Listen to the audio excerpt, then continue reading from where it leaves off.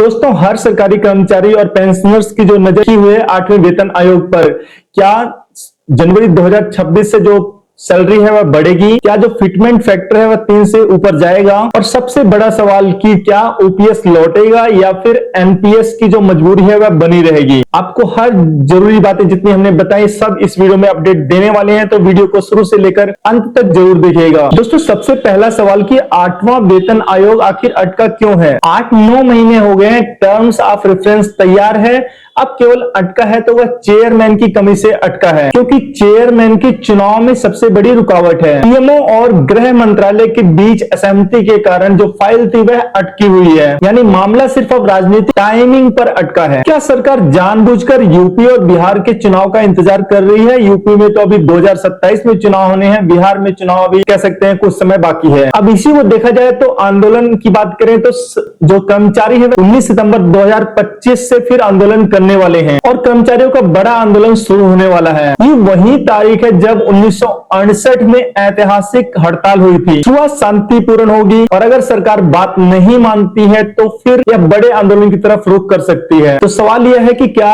जो 1968 में जो ऐतिहासिक आंदोलन हुआ था, क्या उसको दोहराया जाएगा या सरकार कर्मचारियों की फैसले को मानते हुए, कर्मचारियों की बात को मानते हुए जितने भी उनकी मांगे हैं उनको लागू करेगी? अब बात करते हैं फिटमेंट सेक्टर की, जो कर्मचारियों को सबसे ज्यादा उत्साहित करता है। पिछली बार मिला था ये 2.57, तो भाई कर्मचारी कम से कम इतने की तो उम्मीद जरूर करेंगे कि ये 2.57 हो एटलीस्ट। कुछ रिपोर्ट में बता रही है कि 3.86 हो सकता है, लेकिन यह तभी क्लियर होगा जब टर्म्स ऑफ रेफरेंस सामने आएगा। अगर सवाल यहां पर यह है कि भाई अगर 3.86 फिटमेंट फैक्टर लागू हो गया तो आपकी सैलरी कितनी बढ़ेगी? अब बात कर लेते हैं यहां पर ओपीएस और एनपीएस की। दोस्तों, लाखों कर्मचारियों की धड़कन से जुड़ा है ओपीएस, यानी पुरानी पेंशन व्यवस्था। लेकिन सच्चाई यह है कि ओपीएस की पूरी बहाली मुश्किल लग रही है। सरकार ने साफ कह दिया है कि इस मुद्दे पर अभी विचार नहीं है। एनपीएस की खामियां जरूर सामने आ रही हैं। कई रिटायर कर्मचारियों को सिर्फ 800 से 25 रुपए तक की पेंशन मिल रही है। इसलिए संगठनों का दबाव है कि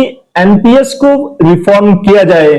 अब ओपीएस मिल पाएगा या नहीं, यह तो सिर्फ भविष्य के गर्भ में है। सबसे बड़ी बात यह है कि 1 जनवरी 2026 के बाद 8वां वेतन आयोग कभी भी घोषित हो सकता है। हाँ, अलाउंस में थोड़ी देरी जरूर हो सकती है, लेकिन बेसिक पे और फिटमेंट फैक्टर का सीधा असर आपकी जेब पर पड़ेगा, क्योंकि भैया वेतन जो होता है इसी से निर्धारित होता है। तो दोस्तों, ये थी 8वें वेतन आयोग से जुड़ी हुई नवीनतम जानकारी। अब कुछ सवाल आपके लिए, आप उनके आंसर कमेंट बॉक्स में जरूर लिखिएगा। आपको क्या लगता है, सरकार समय पर फैसले लागू करेगी, समय पर 8वें वेतन आयोग को लागू करेगी या आगामी चुनाव तक मुद्दा लटकेगा? अपनी राय कमेंट में जरूर लिखें और अगर वीडियो अच्छा लगता है तो भाई इसे शेयर सब्सक्राइब जरूर करें, जिससे कि आपके अन्य दोस्तों को भी इसके बारे में पता चल सके।